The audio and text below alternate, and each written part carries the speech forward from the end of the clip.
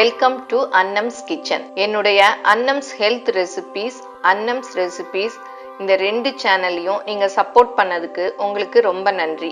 அதே போல் இந்த சேனலையும் நீங்கள் எனக்கு சப்போர்ட் பண்ணி உங்கள் ஆதரவை தொடர்ந்து தரணும். இன்னைக்கு பூண்டு காராச்சேவ் எப்படி செய்யலான்னு பார்ப்போம். இதுக்கு தேவையான பொருள்: கடலை மாவு 2 கப், அரிசி மாவு 1 கப், மிளகாப்பொடி 3 டீஸ்பூன், ஓமம் 1 டீஸ்பூன், உப்பு தேவையான அளவு, பூண்டு பல் 20, எண்ணெய் பொரிக்க. இப்போ எப்படி செய்யலான்னு பார்ப்போம். ஃபர்ஸ்ட் என்ன பண்ணணும்னா, பூண்டை நல்லா தோல் உரிச்சிட்டு நைஸாக அரைச்சி எடுத்துக்கணும்.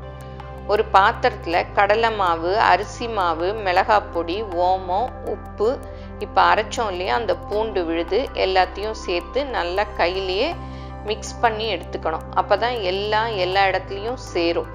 அப்புறம் தண்ணியை கொஞ்சம் கொஞ்சமாக தெளித்து நல்லா அந்த மாவை பிசைஞ்சு வச்சுக்கணும்.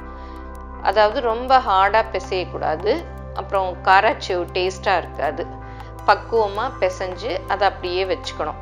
அப்புறம் இந்த முறுக்கு பிழிவோம் இல்லையா, அதில் காராச்சேவுக்குன்னு ஒரு அச்சு இருக்கும். அதை அந்த கட்டையில் போட்டுட்டு இந்த பிசைஞ்ச மாவை இந்த கட்டைக்குள்ளே வச்சு நல்லா எண்ணெயை காய வச்சுட்டு அதில் பிழிஞ்சு விடணும். நம்ம ரொம்ப ஹார்டாக பிசைஞ்சிட்டோன்னா அழுத்துறது கொஞ்சம் கஷ்டமாக இருக்கும். அதனால அப்படி ஹார்டாக பிசைஞ்சிட்டிங்கன்னா கொஞ்சம் தண்ணி தெளித்து அந்த மாவில் அப்படியே பிசைஞ்சிக்கங்க, கொஞ்சம் இலகிரும்.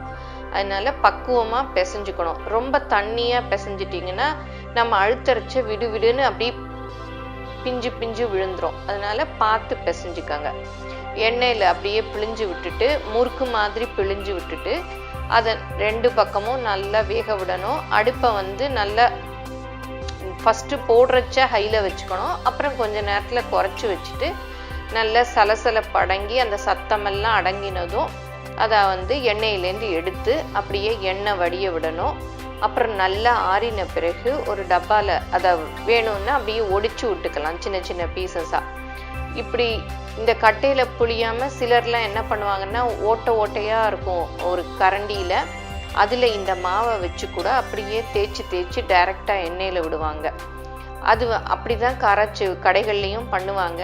அது கொஞ்சம் கஷ்டமாக இருக்கும். ஏன்னா எண்ணெயிலேருந்து அந்த புகை நம்ம கையில் பட்டு நமக்கு சூடு, கையிலுக்கு எல்லாம் சூடாக இருக்கும். அதனால் இந்த மாதிரி நம்ம பிழிஞ்சோன்னா ஈஸியாக இருக்கும். இந்த மாதிரி 2 மெத்தட்லேயும் ட்ரை பண்ணி பார்க்கலாம். எந்த மெத்தட் உங்களுக்கு ஈஸியாக இருக்கோ அதை ட்ரை பண்ணுங்கள். இந்த ரெசிபி பிடிச்சிருந்தா லைக் பண்ணுங்கள். மேலும் இது போன்ற ரெசிபிக்கு எங்கள் சேனலை சப்ஸ்கிரைப் பண்ணுங்கள். தேங்க்யூ.